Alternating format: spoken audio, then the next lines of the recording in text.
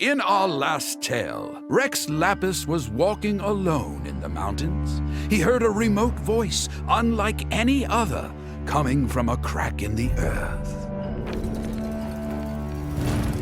Most of the ancient geo-life forms that live below Liyue are blind, having not seen the sunlight for an age. The voice was sometimes sad and song-like. Other times it was loud and thunderous. The Lord of Geo searched here and there before finally unearthing a strange stone from the bedrock. That's how Azhdaha was. I answered his wish and took him above ground. The Lord of Geo took pity on the rock spirit and carved it into a magnificent work of craftsmanship, a vivid representation of a dragon. I bestowed him with a pair of eyes to see the world and came to an agreement with him. With his fingers, he made 2 eyes. Quicker than words could tell, lightning flashed and thunder roared, and a living, breathing dragon soared into the clouds. I agreed to let him live among the people above ground. But if the day ever came when he brought ruin to order, he would once again be sealed in the dark. The dragon accompanied the Lord of Geo, fighting campaigns alongside him in the 4 corners of the world. We have a saying to eulogize these events. The crash of a spear brought billowing dust. The mountains and waters made way at the sound. The sight of a dragon bestowed with a touch the promise of rainwater blessing the ground.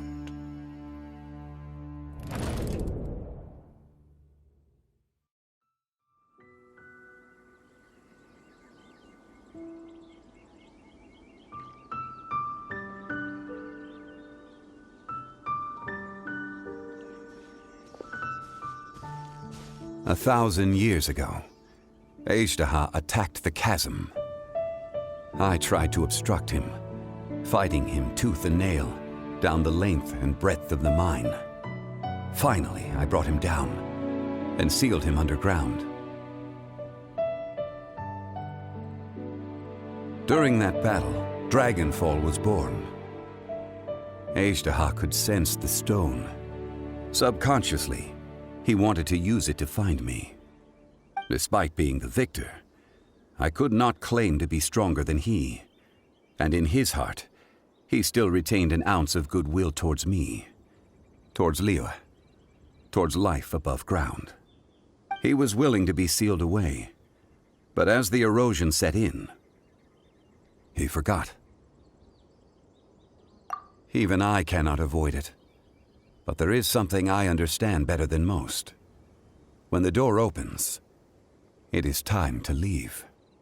The greater the power, the greater the danger erosion may bring about. The millennia may come and go, but even a stone may tire. Personally sealing away an old friend. This is just one form of erosion I have endured. People abandon and surrender the things they love to pursue the right path. Perhaps this is the erosion imposed on me by the natural order of this world. That I was a god of mankind. My identity may change, but my eyes will bear witness to the history of humanity. You still care a lot about Liyue. Call it part of my duty. I must thank you both. No worries!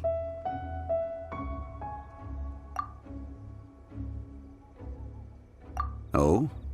About what? Oh yeah, Paimon nearly forgot! So, not long ago, we met a guy called Dane. He told us about Conria and the punishment of the gods. That's when we realized that those events were connected to the person we're searching for. Zhongli, you're a god. You've lived through thousands of years of history. Surely you experienced the incident? I cannot say.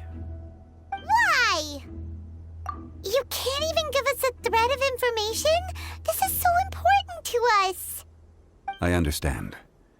But I must apologize. This is my contract. You mean another past grievance? Like the incident with Ejdah? Too painful to talk about? It was signed before it all began. I have always honored the contract. And kept my silence. How can you be like that? You two are friends to me. I can assure it brings me no pleasure to disappoint you. But as the god of contracts, I cannot go back on my word. Would you be ready to find out?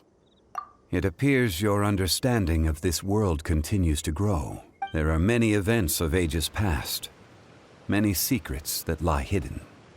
They have been eroded by time, forgotten by the people, abandoned. But you are capable of finding them and bringing them into the light. Those who come to witness will witness. Those who are born to remember will remember. If you take the same road as that person, there may be more difficulties ahead. But as long as you firmly believe that you are on the right path, everything has meaning.